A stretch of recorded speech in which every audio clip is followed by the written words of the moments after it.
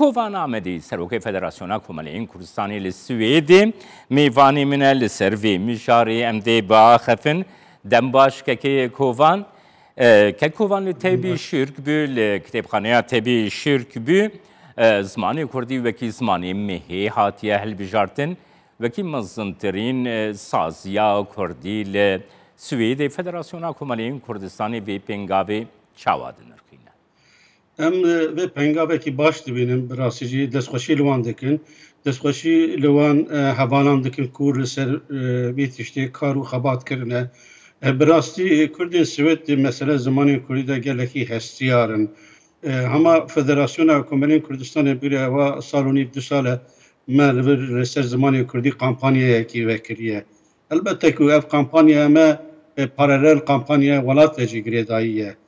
Kampanya me du beş e. Yek beşekî wî wek min gotî li ser welatê ew kampanya ku welatê domandin ji bo zimanê Kurdî em piştgiriya wê kampanyayê dikin.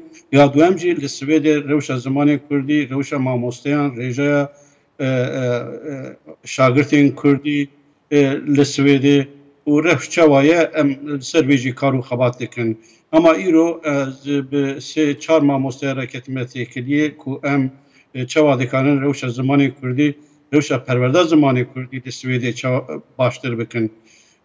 Di ayende de dixwazim bêjim çardê meha pê yani çardê meha Gulanê em konferansekî li ser zimanê Kurdî bi mamosteyên Kurdî ra pêk ve konferansekî li dar dixin. Ew konferansa jî wê du beş be, beşekî wî wek me gotî li ser kampanyaya giştî be.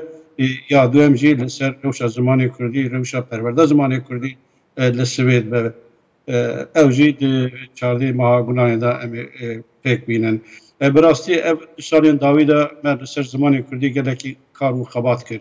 Yani bi min hinek münasebetên navdewletî de münasebetên girîng me ji gelekî parlamenter û siyasetmedar û dîplomatên Swêdî û Ewropî ji bo piştgiriya zimanê Kurdî îmza tomar kirin. Yek ji wan mesela ne dikarim nabidim Seroka Konseya Ewlekariya Ewropayê Margareta Sederfeld e. Yedinci diplomat û parlamenter Thomas Hammarberg e. Fredrik Malm cîgirê Partiya Gele û gelekê wan gelek bi rastî dihan parlamenter dihan siyasetmedarên Swêdî û Ewropî îmza avêtin bo piştgiriya zimanê Kurdî ku zimanê Kurdî li Bakurê Kurdistanê bibe zimanê perwerdeyî û zimanekî fermî. Di vî warê de karê me wek federasyon berdewam e. Kampanya me her bêsînor e, bêkat e. Em kampanyayekî bo zimanê Kurdî bêsînor daniye. Wê her berdewam be û di kar û xebatên cür be cür di vî parê de pêk bînin. Wek me got niha jî li pêş me konferansekî heye. Em ê vê konferansê çardê mehê li dar bixin. Bi rastî jî ne tenê federasyon yani gelekî nivîskar û siyasetmedar Kurdî me yên mamosteyên Kurdî li Swêdê di vî warê de hestiyariyekî mezin nişan didin çi ji destê wan pê dikin kirine jî.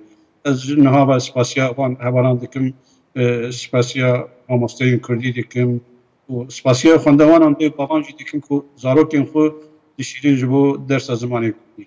Kekê kovan rola Swêdê ku Swêd di gelek waran de di parastina zimanê Kurdî de bi dihên sala rolek sereke li Ewropa lîstiya diaspora Kurd li Swêdê kariye bi zimanê xwe gelek xebat û çalakiyan li dar bixe.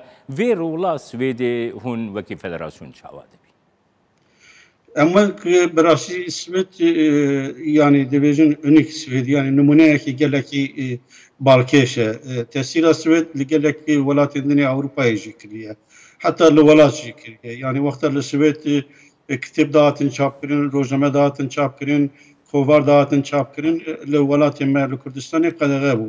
Ew îmkan û ew mecalat tune bû. Ji ber wê heke jî Swêd rolekî gelek girîng lîstiye. Di mesela ziman û pêşvemirina zimanên Kurdî de û parastina zimanê Kurdî de. Hema gava mere mamoste Mehmed Emîn Boz aslan plastikî navî mere nabe گهداری دیکه مره شاشو محتل دبینه او پروژه کودای پیش کو او خباتی کل سروی دیکه براستی جی بیوستانه براستی جی او که یعنی گلکی گرام پایه کتیمین کو گلکی او چاپ کرنه لسر زمانی کردی اما فرهنگ چارجی چاپ کرنه و گلک کتیمین دنیجی دستیوی دا یعنی دهان کتاب چاپ یک نامه بخونیم و گلک وقت بشینه خباته که گلک ایجاد کرد نه تنی او گلک نویسکارین من دنیجی بداری بو پاراستون کشور زمانی کردی کارین ایجاد کرد پراسیجی البته که تاثیر خو در و دوری خوشی کرد و ولایت‌های دنیا اروپایی جدی که ولایت‌های دنیجی افتشتا دست بکریه و تین کرنه. سپاسیات اتکن که کوان آمدی سروکی فدراسیون کمالین کردستانی سوئدی تو میوانی.